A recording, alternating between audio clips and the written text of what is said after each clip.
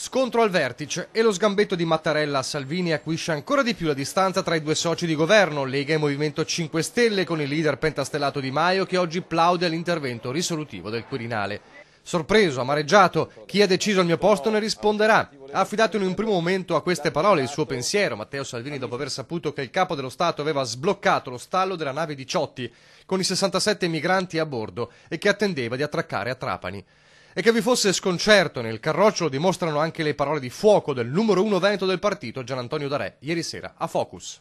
Non è nelle sue funzioni, non è nelle funzioni del capo dello Stato smentire o indicare, può dare delle indicazioni, dei consigli, ma è il capo dello Stato, non può entrare nel merito di una cosa come questa. Vuol dire che siamo passati ad una repubblica presidenziale.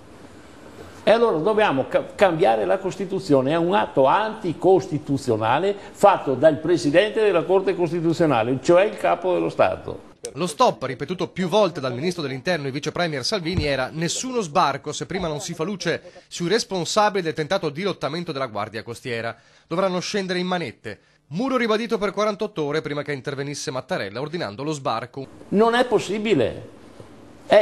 Questo è un atto illegittimo del capo dello Stato.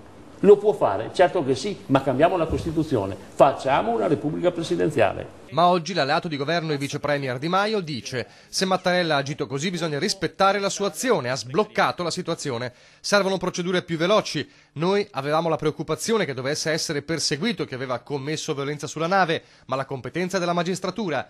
Che Salvini abbia esagerato o meno non me ne frega niente, continua. La cosa importante è che con l'intervento del Presidente si sia sbloccata la situazione. Anche perché i contorni della presunta violenza a bordo sono poco chiari. Nelle ultime ore intanto Salvini ha ribadito: mi farebbe arrabbiare se coloro che sono sbarcati finissero tutti a piede libero, ma sul capo dello Stato ha cercato una ricucitura. Non si è mai intromesso in quello che ho fatto come Ministro dell'Interno, io non ho niente da chiarire. Se comunque Mattarella vuole capire cosa ho fatto, io sono a disposizione.